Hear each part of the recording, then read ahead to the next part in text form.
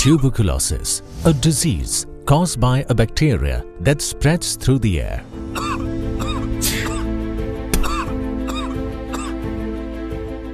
Every year, more than 1.5 million people die and nearly 10 million people fall ill with TB. Despite being a preventable and curable disease, TB is the world's top infectious killer. The annual global economic impact of TB is about $20 billion. The WHO Southeast Asia region, home to a quarter of the world's population, bears 43% of the global TB burden and one-third of the global burden of drug-resistant TB. The health, socio- and economic consequences of the disease are huge. In 2017, Regional Director Dr. Poonam Khetrapal Singh announced accelerated efforts to end TB by 2030 as a regional flagship. Ministers of Health and WHO adopted a call for action, committing to more resources and action to end the disease. In 2018, the region renewed its commitment to further intensify efforts and ensure rapid and concrete progress to end TB by 2030.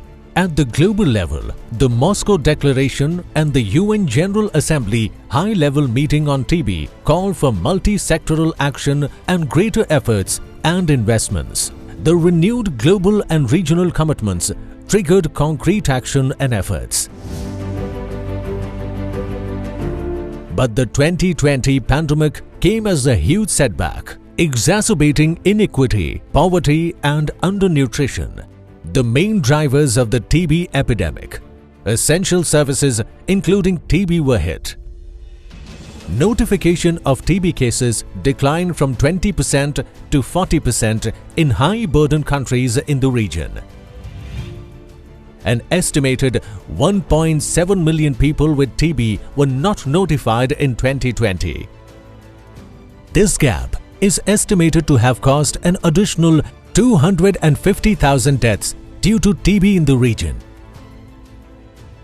The region's share in global TB deaths rose to 50%. The current situation warrants urgent and renewed commitment of one and all. Greater investment, multi-sectoral efforts to rapidly and effectively implement interventions, ensure treatment of active cases, preventive treatment, improve basic TB services, screen contacts and high-risk population to find missed cases and treat them, social protection and nutrition support.